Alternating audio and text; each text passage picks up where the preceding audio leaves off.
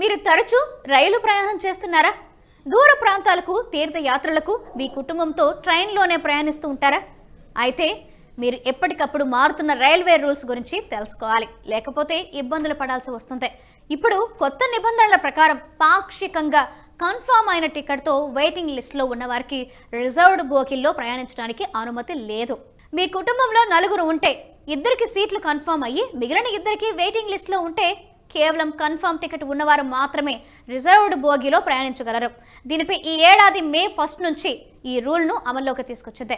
దీనిని పట్టించుకోకుండా మిగిలిన ఇద్దరిని మీతో పాటు రిజర్వ్డ్ బోగిలో తీసుకుపోతే వారిద్దరికి టీసీ జరిమానా విధించే ఛాన్స్ ఉంది.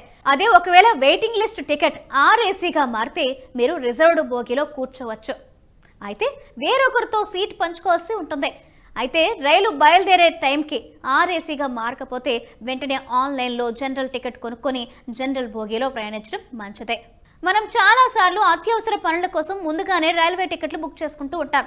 కానీ అనుకోని పరిస్థితుల వల్ల సదరు పనులు వాయిదా పడుతూ ఉంటాయి. ఇలాంటి సమయంలో మన టికెట్ వృధా అయిపోతుంది. అయితే రైలు ప్రయాణానికి ముందే మనం సమాచారం ఇస్తే టికెట్ ధరలో కొంత మినహాయించుకొని మిగతా సొమ్మును మనకు అందించడం జరుగుతుంది. అయినప్పటికీ మనకు కొంత మేరకు మనీ లాస్ అయినట్లే లెక్క.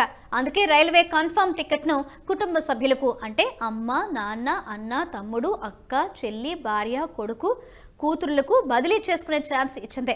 కానీ కన్ఫర్మ్ టికెట్ను బదిలీ చేయాలంటే 24 hours ముందు IRCTC పోర్టల్లో ట్రాన్స్ఫర్ రిక్వెస్ట్ పెట్టాలి. అనుకోకుండా ప్రయాణాలు చేసే వాళ్ళు క్యూ లైన్లో నిలబడి టికెట్ తీసుకునేంత టైం లేక హడావుడిగా రైలు ఎక్కేవారు రిజర్వ్ బోగిలో ఎక్కి టీసీతో మాట్లాడి టికెట్ తీసుకోవచ్చు.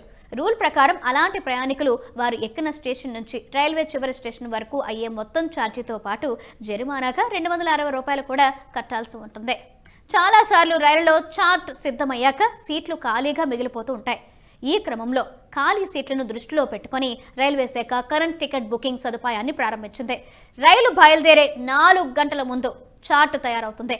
చార్ట్ రెడీ అయ్యాక రైలు బయలుదేరే 5-10 నిమిషాల ముందు సైతం కరెంట్ టికెట్ బుకింగ్ ద్వారా టికెట్లను తీసుకోవచ్చు. చార్ట్ తయారు చేసిన తర్వాత రైలులో సీట్లు ఖాళీగా ఉంటే ప్రయాణికులకు కరెంట్ బుకింగ్ విధానంలో టికెట్ జారీ చేస్తారు. అయితే రైలులో బెర్తులు ఖాళీగా ఉంటే మాత్రమే బెర్తులు కన్ఫర్మ్ అవుతాయి.